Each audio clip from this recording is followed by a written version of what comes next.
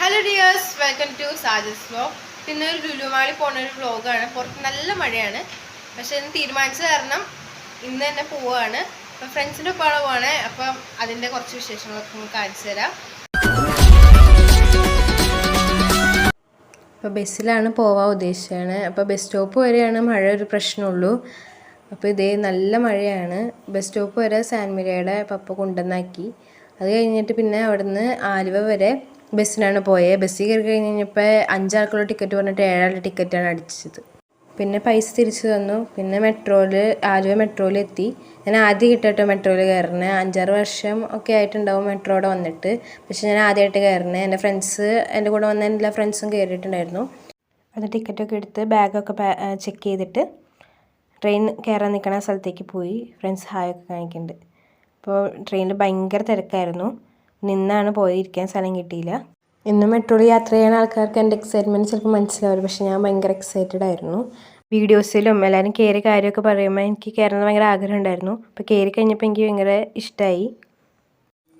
ഞങ്ങൾ കുറേ നാളായി ആഗ്രഹിക്കണു ലുലുമാളിലേക്ക് വന്നെന്ന്. ക്ലാസ്സിലൊക്കെ ഇരിക്കുമ്പോൾ പറയായിരുന്നു. ഇപ്പോഴാണ് സാഹചര്യം ഒത്ത് കിട്ടി. ഞങ്ങൾ പോയ 5 പേരും +2 കഴിഞ്ഞതാണ്.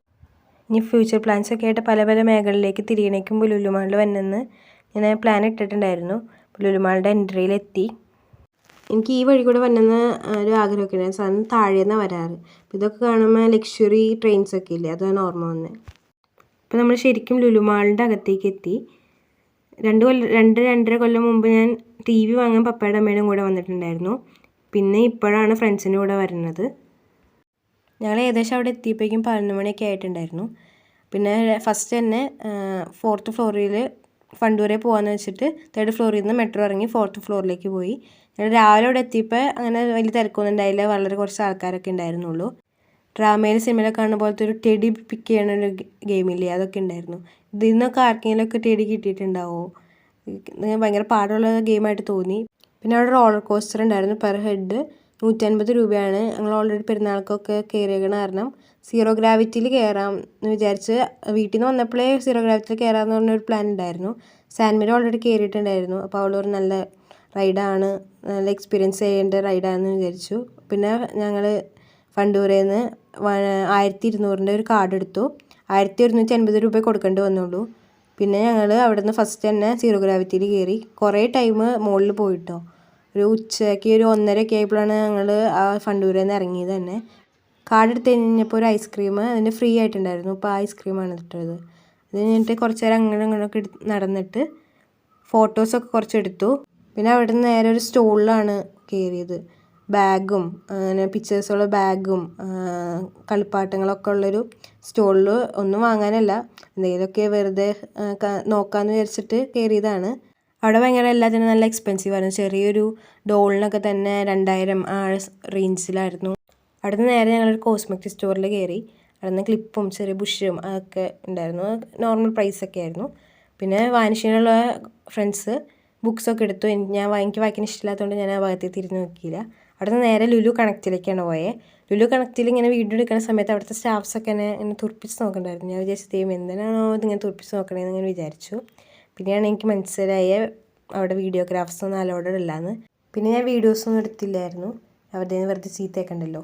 പിന്നെ താഴെ ഹൈപ്പർ മാർക്കറ്റിൻ്റെ അവിടെ വന്ന് ഐസ്ക്രീം വാങ്ങിച്ചു. മുകളിൽ ടർക്കിഷ് ഐസ്ക്രീമിന് 200 റുപ്പീസാണ് ചെറിയ ബോട്ടിലെന്ന് പറഞ്ഞു. അപ്പോൾ അതിനേക്കാളും ലാഭമായിട്ട് തോന്നി. പിന്നെ താഴെ ഹൈപ്പർ മാർക്കറ്റിൽ നിന്ന് മലബാർ ബിരിയാണി വാങ്ങിച്ചു. നല്ല ടേസ്റ്റ് ഉണ്ടായിരുന്നു, പക്ഷേ ക്വാണ്ടിറ്റി കുറച്ച് കുറവുള്ള പോലെ തോന്നി. ചിക്കൻ നല്ല ക്വാണ്ടിറ്റി ഉണ്ടായിരുന്നു, പക്ഷേ റൈസായിരുന്നു കുറച്ച് ക്വാണ്ടിറ്റി ഉള്ള പോലെ തോന്നി. പിന്നെ റൈസ് ഞങ്ങൾ എക്സ്ട്രാ വാങ്ങിച്ചു. പിന്നെ അവിടെ ഓഫറൊക്കെ ഉണ്ട് കേട്ടോ. 2 kg ഒരുമിച്ച് വാങ്ങിക്കുകയാണെങ്കിൽ ഓഫറുണ്ട്. പക്ഷേ ഞങ്ങൾ ഓഫറിനല്ല വാങ്ങിച്ചത്. 1.5 kg വാങ്ങിച്ചിട്ട് പിന്നെ റൈസ് മാത്രമായിട്ട് വാങ്ങിച്ചത്.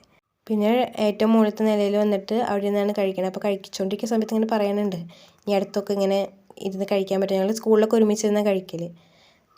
ഫുഡ് കഴിച്ച് കഴിഞ്ഞപ്പോൾ നേരെ ഒരു കാർ ഓടിക്കുന്ന റൈഡിലും കൂടി കയറാമെന്ന് വെച്ചാൽ അങ്ങോട്ട് പോയി. ഞങ്ങൾ 5 പേരും വേറൊരു 3 ചേട്ടന്മാരും ആയിരുന്നു ഉണ്ടായിരുന്നത്. കാർ ഓടിച്ച് കഴിഞ്ഞപ്പോൾ എനിക്ക് മനസ്സിലായി അടുത്തൊന്നും എനിക്ക് ലൈസൻസ് കിട്ടാൻ പോകുന്നില്ല എന്ന്. ചേട്ടന്മാരൊക്കെ നല്ല പ്രോ റൈഡേഴ്സായിരുന്നു.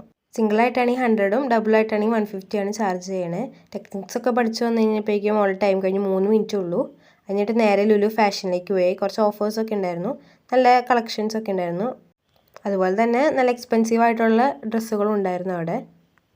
അവിടെ നിന്ന് സാൻമിരിയും ജോവാനും ഹൈപ്പർ മാർക്കറ്റിൽ പർച്ചേസ് തുടങ്ങാമെന്ന് പറഞ്ഞ് താഴേക്ക് പോയി. ഞാനും ചിന്നും കൂടി ചിക്കൻ വാങ്ങാൻ KFC വാങ്ങാമെന്ന് വെച്ചിട്ടാണ് പോയത്.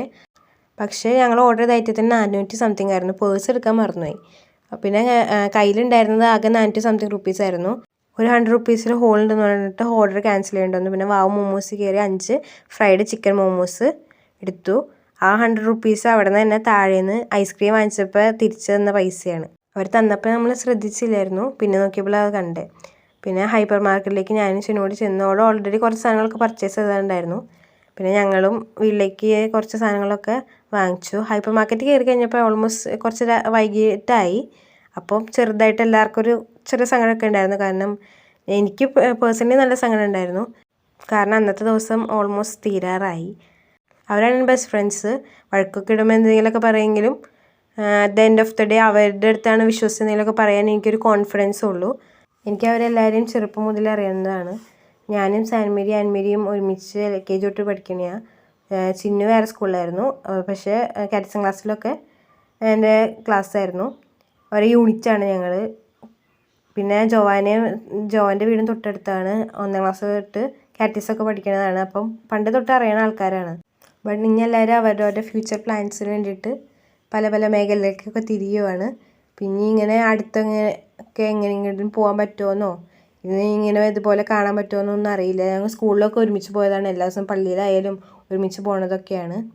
പിന്നെ ലുലു ഹൈപ്പർ മാർക്കറ്റിൽ ഇല്ലാത്ത സാധനങ്ങളൊന്നും ഇല്ലാതെന്ന് നിങ്ങൾക്കറിയാലോ. കേക്ക്, സ്നാക്സ് ഒക്കെ ഉണ്ടായിരുന്നു. താഴെ എന്തോ പ്രോഗ്രാം നടക്കുന്നുണ്ടായിരുന്നു. പിന്നെ അവിടേക്ക് പോകാൻ സമയം ഉണ്ടായില്ല.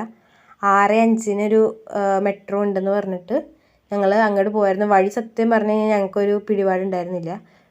പിന്നെ അവിടെ കൂടെ ചോദിച്ചു. പിന്നെ അവിടെ ഒരു മാപ്പൊക്കെ വെച്ചിട്ടുണ്ടല്ലോ. അവിടെയൊക്കെ ചോദിച്ച് ഭയങ്കര ഫാസ്റ്റായിട്ട് തിരക്ക് പിടിച്ച് പോവാണ്. കാരണം ആ ട്രെയിൻ കിട്ടിയില്ലെങ്കിൽ പിന്നെ എപ്പോഴാണെന്ന് അറിയില്ലല്ലോ. പിന്നെ ഓൾറെഡി നല്ല ഇരുട്ടായി, മഴക്കാലമൊക്കെ ആയിരുന്നു. അപ്പോൾ ഞങ്ങൾ കുറച്ച് ധൃതി പിടിച്ച് പോവാണ്. ഞങ്ങളുടെ അന്നത്തെ ദിവസത്തിൻ്റെ ഏകദേശം ലാസ്റ്റൊക്കെ ആയി. ഞങ്ങൾക്ക് 6 മണിയൊക്കെ ആയപ്പോഴേക്കും ടിക്കറ്റ് കിട്ടിയിട്ട്. അപ്പോൾ 6:05 ട്രെയിൻ. അപ്പോൾ ആ സമയമൊക്കെ ആയപ്പോഴേക്കും പാഴ്സൽ വാങ്ങിച്ച് മോമോസ് കഴിച്ചു. ഒരു ഓക്കെ ആയിട്ടാണ് തോന്നിയത്. പൈസയുടെ അത്രയും ടേസ്റ്റൊക്കെ പോലെ എനിക്ക് തോന്നിയില്ല. അത് കഴിഞ്ഞിട്ട് മെട്രോ കയറി ആലുവയിൽ ഇറങ്ങി. അവിടെ നിന്ന് ബസ്സിനാണ് വന്നത്. ബസ്സിലും സീറോ ഗ്രാവിറ്റി ഒക്കെ പോലെ തന്നെയായിരുന്നു. ആലുവയിൽ നിന്ന് തൊട്ട് ഉന്തും തള്ളൊക്കെ ആയിട്ടാണ് വന്നത്. പിന്നെ ഇരിക്കാൻ സീറ്റ് കിട്ടിയത് അങ്കമാലിയൊക്കെ എത്തിയപ്പോഴാണ്. പിന്നെ ചെറുങ്ങനെ വന്നിറങ്ങി. അവിടെ നിന്ന് ഓട്ടോയൊക്കെയാണ് വീട്ടിലേക്ക് വന്നത്. ചെറിയൊരു മഴയൊക്കെ പൊടിയുന്നുണ്ടായിരുന്നു. പിന്നെ അവിടെ നിന്ന് മധുരനെല്ലിക്കും ചോക്ലേറ്റ്സൊക്കെ വാങ്ങിച്ചിട്ടുണ്ടായിരുന്നു. അതൊക്കെ കുറച്ചൊക്കെ കഴിച്ച് കഴിഞ്ഞപ്പോഴാണ് വീഡിയോയുടെ കാര്യം ഓർത്തത്. എൻ്റെ ലൈഫിൽ one of the unforgettable day ആയിരുന്നു. അപ്പോൾ വീഡിയോ ഇഷ്ടപ്പെട്ട് കഴിഞ്ഞാൽ ലൈക്ക്, ഷെയർ ആൻഡ് സബ്സ്ക്രൈബ്.